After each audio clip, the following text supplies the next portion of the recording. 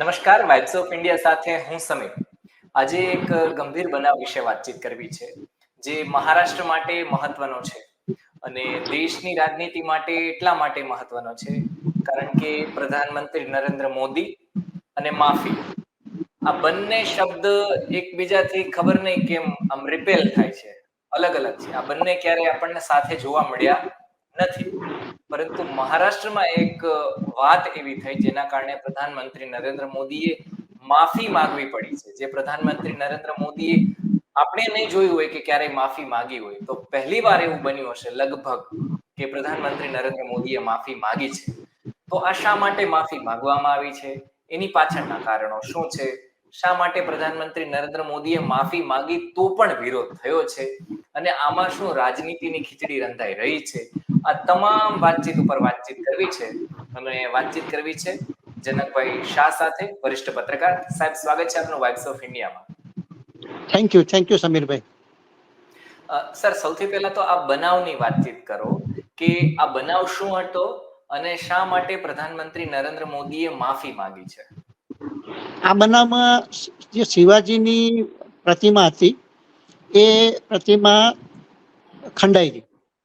હવે આમાં બે વસ્તુ છે કે એક કે છે કે ભાઈ આ કેટલાક તત્વોએ એને તોડી નાખી છે અને કેટલાક એમ કે છે કે એ નેચરલ કોર્સમાં પવન આવ્યો એના કારણે તૂટી ગઈ.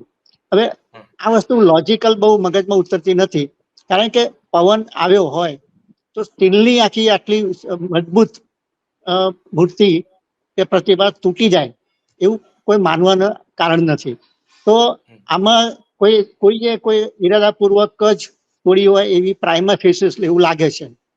હવે મહારાષ્ટ્રની અંદર શિવાજી નું મહારાજનું તો બહુ જ મોટું છે અને એમાં જો મૂર્તિ તૂટે તો એક આખું મહારાષ્ટ્ર જેને કહેવાય ને કે ભડકે બળે એવી હાલત થઈ જાય. તો હવે આ સંજોગોમાં અઘાડી જે છે એમાં આ ઠાકરે, શરદ પવાર અને કોંગ્રેસની જે અઘાડી છે એને જબરજસ્ત વિરોધ કર્યો. એટલો બધો વિરોધ કર્યો કે જેના કારણે અહીંના ચીફ મિનિસ્ટરે, ડેપ્યુટી ચીફ મિનિસ્ટરે અને બંને ડેપ્યુટી મિનિસ્ટરે માફી માંગી. આટલો માફી માંગ્યા પછી પણ મહારાષ્ટ્રની અંદર આની સામેનો જે આક્રોશ હતો એ ઘટ્યો નહીં. એ સંજોગોમાં કમાન જે છે એ આપણા વડાપ્રધાને નરેન્દ્રભાઈ પોતાના હસ્તક લીધી અને અહીંયા જયારે એ આવ્યા ચૂંટણી પ્રચાર માટે તો એમણે સૌથી પહેલી જે છે એ માફી માંગી અને નતમસ્તક કરીને કહ્યું કે હું માફી માંગુ છું. હવે જો માત્ર માફી જ માંગવાની હોત અને શિવાજી મહારાજનું માન સાચવવા માટે અથવા એમના માટે ખૂબ લાગણી છે બતાવવા માટે જ એમણે માફી માંગી હોત તો તરત જ બીજા વાક્યમાં એમણે સાવરકરનો ઉલ્લેખ ન કર્યો હોત. તો એ સાવરકરનો ઉલ્લેખ કર્યો છે એ બતાવે છે કે એમની માફી પણ રાજકીય પ્રેરિત છે. અધરવાઇઝ આપણે જયારે માફી માંગીએ ત્યારે જે વસ્તુ પર ઘટના બની હોય એના પૂરતું માફી માંગીને ત્યાં આપણે બંધ કરી દઈએ. પરંતુ એમણે આગળ જે ચલાવ્યું એમાં સાવરકરનું જે એમણે ઉલ્લેખ કર્યો એ સાવરકરનો ઉલ્લેખ એટલા માટે કર્યો કે મહારાષ્ટ્રની અંદર સાવરકરની વિરુદ્ધમાં કોઈ પણ પોલિટિકલ પાર્ટી સ્ટેન્ડ લઈ શકે એમ નથી. એટલે અત્યારે એ સ્કોર કરવા માટે એમણે સામે સાવરકરનું જોડ્યું કે ભાઈ સાવરકરની બાબતમાં આ લોકોએ કોંગ્રેસ દ્વારા હજુ સુધી માફી માંગી નથી. હવે એમણે એમની રીતે રાજકીય રમતના ભાગ તરીકે માફી માંગી, પરંતુ અઘાડી સરકારે અને તેની સ્થાનિક પ્રજાએ એ માફીને સ્વીકારી નહીં અને ઉપરથી એ લોકોએ સામે આંદોલન જૂતા મારો આંદોલન કર્યું. એટલે પરિસ્થિતિ દિવસે દિવસે વણસી ગઈ છે. હવે એક વસ્તુ ક્લિયર થઈ ગઈ છે કે મોદીની માફી એ કોઈ અસર કરી નથી અને મહારાષ્ટ્રની અંદર લોકો માફીને સ્વીકારવા તૈયાર નથી, એટલા માટે કે એવું માને છે કે ભાઈ આ દંભ છે ખાલી અને ખાલી ચૂંટણી લક્ષી છે, ચૂંટણીમાં નુકસાન ન થાય એટલા માટે એક ડેમેજ કંટ્રોલના ભાગ તરીકે એમણે માફી માંગી છે એવું અહીંની પબ્લિકને અને અહીંના રાજકીય પક્ષોને બધાને લાગે છે. સર, આ મૂર્તિ ક્યારે બની હતી અને શા માટે અચાનક આવી રીતના વિવાદ થયો છે? એટલે આ નવી મૂર્તિ હતી, જૂની મૂર્તિ હતી? મૂર્તિ તો જૂની હતી, પરંતુ હવે આ વિવાદ જે થયો છે એ જેને કહેવાય ને કે કાગને બેસવું ને દાઢને ભાગવું એના જેવું થયું છે કે વાવાઝોડું આવ્યું હોય અને વાવાઝોડાની અંદર એને નુકસાન થયું હોય અને એના કારણે ઇસ્યુ મોટો બનાવી દીધો હોય એવું આ લોકોને લાગે છે. પરંતુ હકીકતમાં એવું ખબર પડતી નથી કે ભાઈ આવા એક સાધારણ વાવાઝોડાથી આટલી મોટી મૂર્તિ જે છે એ તૂટી જાય એવું લાગતું નથી. એટલે આ ઈરાદાપૂર્વક જ જેને કહેવાય ને કે ભાઈ કરવામાં આવ્યું હોય એવું લાગે છે. બીજું તો કઈ આની પાછળનું કારણ તો બહુ સ્પષ્ટ રાજકીય જ છે. ઓકે, મહારાષ્ટ્રમાં આવી ઘટનાઓ ઘટવા લાગે તો શું ચૂંટણી આવી રહી છે મહારાષ્ટ્રમાં? હા, ચૂંટણી આવી રહી છે.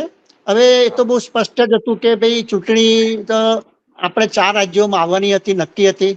હવે જમ્મુ કાશ્મીરમાં અને હરિયાણામાં ચૂંટણી જાહેર થઈ, પરંતુ ઝારખંડમાં અને મહારાષ્ટ્રમાં ચૂંટણી જાહેર ન થઈ એના કારણો બહુ સ્પષ્ટ છે કે ચૂંટણી કમિશન, આપણું જે ચૂંટણી કમિશન છે એ એકદમ સ્વાયત્ત રીતે, ભલે એને બંધારણ સ્વાયત્ત છે, પરંતુ બધા જાણે છે કે એ શાસક પક્ષની જેને કહેવાય કઠપૂતળીની માફક જ કામ કરે છે અને શાસક પક્ષ વાળા જે હોય એને કેમ રાજી રાખવા એ પ્રમાણે કરે.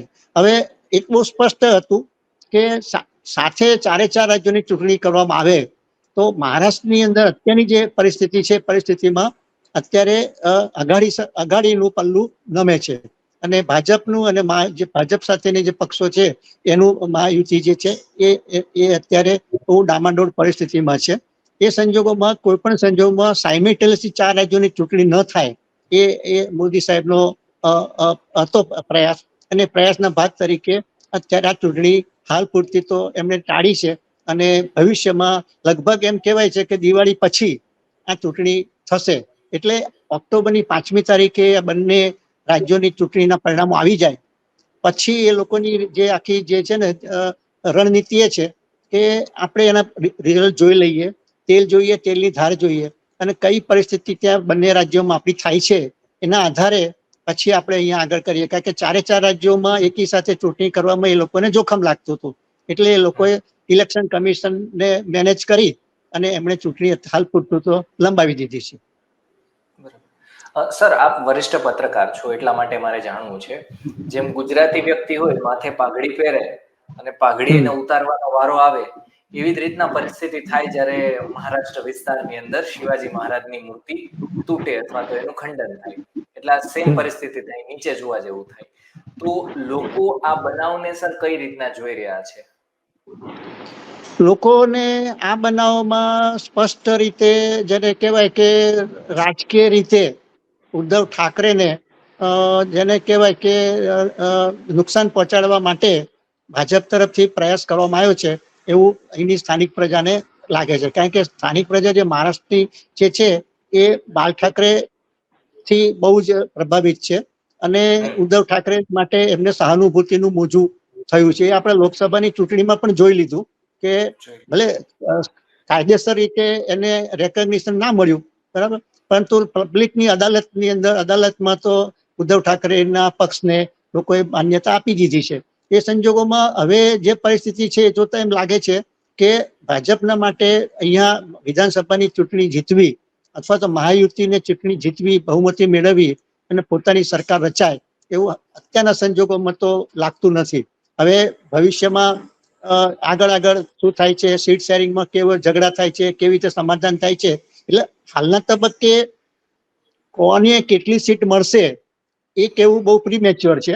પરંતુ એટલું કહી શકાય કે હવા જે છે અત્યારે એ હવા અગાડી તરફની છે. એટલે કે આપણે શરદ પવાર અને એમની જે છે ઠાકરેની જે આખી યુતિ છે એ તરફનો અત્યારે હવા એ લોકો તરફ છે. બરોબર.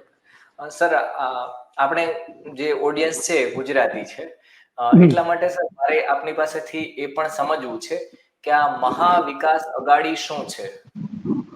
મહાઆઘાડી વિકાસ છે ને એ એવી છે કે ભાજપે મૂળ શિવસેના જે હતી એ શિવસેનામાંથી તોડફોડ કરી શિંદેને સાથે એ વિધાનસભાને લઈ આવ્યા અને સરકાર એમણે આખી અહીંયા બનાવી. હવે આ સરકાર જે બનાવી એની સામે વિરોધ પક્ષની અંદર 3 જણા જે મુખ્ય ગણાય એમણે ભેગા થયા. એક તો શરદ પવારની એનસીપી, ત્યાર પછી ઉદ્ધવ ઠાકરેની શિવસેના અને કોંગ્રેસની. હવે આ 3 પક્ષોએ ભેગા મળી અને લોકસભાની ચૂંટણી જીતી બતાવી. સીટ શેરિંગ પણ સરસ રીતે થઈ ગયું અને ચૂંટણી પણ સરસ રીતે. હવે મહારાષ્ટ્રમાં ભાજપને આટલી બધી ઓછી સીટો લોકસભામાં મળશે એવી કોઈને કલ્પના બી નહોતી, બરાબર. એટલે ભાજપને તો તમર આવી ગઈ કે ભાઈ આ આવું તો શક્ય જ નહોતું. એટલે હવે શું કરવું એ સંજોગોમાં હવે આ અઘાડીની સામે એ લોકોએ તો લોકસભાની ચૂંટણી પહેલા જ આ લોકોની યુતિ હતી. હવે આ યુતિ તો પહેલેથી હતી જ કે ભાઈ શિંદે છે કે પછી આ બધાની ત્રણેયની જે છે.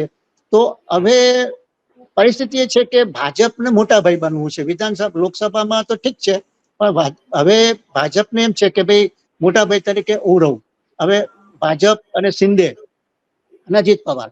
હવે અજીત પવારની જે લઈ આવ્યા એ લોકોએ એ ધારણાથી, પણ એ ફળીભૂત થઈ નહીં. અને જે રીતે પરિણામો આવ્યા એ જોતા અહીંની જે પ્રજાએ છે એ અજીત પવારને જાકારો આપી દીધો છે. હવે હવે જે ગાડીઓ ફસાઈ ગયો છે ગળામાં કે હવે છૂટવું કઈ રીતે. અજીત પવારને થી નુકસાન થાય એવું છે. અજીત પવારને જો અત્યારે યુતિમાં રાખે તો ભાજપને ફાયદો થવાનો બદલે નુકસાન થાય એવું છે. હવે મોટા પાયે તો લઈ આવ્યા છે કે ભાઈ મોદી સાહેબ તો બોલેલા કે ભાઈ 70,000 નું કૌભાંડ કરનારને હું છોડીશ નહીં. ત્રીજા દિવસે તેમને લઈ આવ્યા અને ડેપ્યુટી સીએમ પણ બનાવી દીધા. તો હવે એમને છૂટવું હોય તો કઈ રીતે છૂટવું. તો હવે એવી રીતે એમને ઇન્સલ્ટ કરવું કે જેથી કરીને એ પોતે સામે ચડીને જતા રહે. આપણે કાઢવા નથી, એમને પરિસ્થિતિ ઊભી કરો. તો એક મિનિસ્ટરે એવું કીધું કે કેબિનેટમાં હું એમની બાજુમાં બેસું છું, હું બહાર નીકળું તો મને ઉલટી થાય છે. તો આવા પ્રકારના જો નિવેદનો કરવામાં આવે તો સ્વાભાવિક છે કે એ પેલો સોમાની માણસ હોય તો કોઈ પણ સંજોગોમાં એ યુતિને તોડી નાખે. હવે તોડવી હોય તો પણ એના માટે પણ એટલો જ પ્રશ્ન છે અજીત પવારને જવું તો જવું ક્યાં.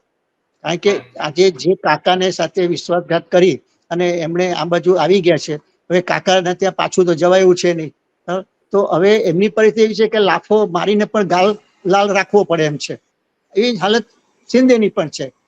હવે પરિસ્થિતિમાં ખરો ઝઘડો તો ક્યાં થવાનો છે? સીટ શેરિંગ પર. હજુ સીટ શેરિંગ પર વાતો ચાલે છે, પરંતુ સીટ શેરિંગની અંદર ભાજપ સૌથી વધારે સીટો પોતાની પાસે રાખવા માંગે છે. એની સામે શિંદે પણ એને નમતું જોખવા તૈયાર નથી અને શિંદે પણ પોતાને વધારે સીટો મળે એના માટે આગ્રહ રાખે છે. તો આ સંજોગોમાં જેમ જેમ પરિસ્થિતિ આગળ વધતી જશે એમ એમ ક્યારે ગૂંચડું. કારણ કે અહીંયા તો એવી પરિસ્થિતિ કે એકબીજાની સાથે વાત કરવા તૈયાર નથી. હવે એ તો એમ કે અજીત પવારે કીધું કે લોકલ લેવલ ઉપર તમારી સાથે વાત કરવા માંગતો નથી. હું તો હવે મોદી સાહેબ સાથે અને ખાલી અમિત શાહ સાથે જ વાત કરું, બીજા સાથે. તો આટલી હદ સુધી જયારે પરિસ્થિતિ વણસી ગઈ હોય તો હવે એટલે સાથે બેસીને કામ કરવાનું હવે શક્ય લાગતું નથી. કારણ કે તમારી સાથે બેસીને જો એમ લાગતું હોય કે તમારી સાથે બેસીને મને ઉલટી થાય છે એટલી હદ સુધી જો માણસ બોલતો હોય તો એની સાથે કામ કેવી રીતે કરી શકાય. એટલે અને દરેક વખતે નાની નાની ઇસ્યુ પર તો એ દિલ્હી જવાના નથી કે દરેક વખતે ભાઈ નરેન્દ્રભાઈને મળવા જાય કે દરેક વખતે અમિત શાહને મળવા જાય. અને એ લોકો બી એટલા તો ફ્રી નથી કે તમને દરેક વખતે મળે. બરાબર, કોઈ મોટો ઇસ્યુ હોય તો તમને મળી શકે, બાકી નાના નાના ઇસ્યુ તો તમારે લોકલ લેવલ ઉપર જ સોર્ટ આઉટ કરવા પડે. એટલે આ પરિસ્થિતિમાં હવે કોણ પહેલું એમ કે તમે જાઓ એમ કેવું પડે, કાં તો બીજેપી કાં તો પેલા કે હું છોડું છું. હવે who will bell the cat, એના જેવી વાત છે કે પહેલું કોણ શરૂઆત કરે. પણ ગમે ત્યારે આ પરિસ્થિતિમાં અંત આવવાનો તો છે જ. તો આજે મહારાષ્ટ્રનો જે શિવાજીનો કિલ્લો છે પ્રધાનમંત્રી નરેન્દ્ર મોદીને ફતેહ કરવો છે આજ વખતે મુશ્કેલ છે. મુશ્કેલ છે, અતિ મુશ્કેલ છે, અતિ મુશ્કેલ છે. આ વખતની ચૂંટણીમાં એમના માટે મેજોરિટી મેળવવી બહુ જ મુશ્કેલ છે, ઘણું મુશ્કેલ છે. Okay, thank you so much sir કે આપણે ડિટેલમાં આખી વાત કરી અને સમજાવ્યું કે આખો મુદ્દો શું છે, ચૂંટણી શું છે, શા માટે પ્રધાનમંત્રી નરેન્દ્ર મોદીએ માફી માંગી. Thank you so much sir. Thank you very much. Thank you.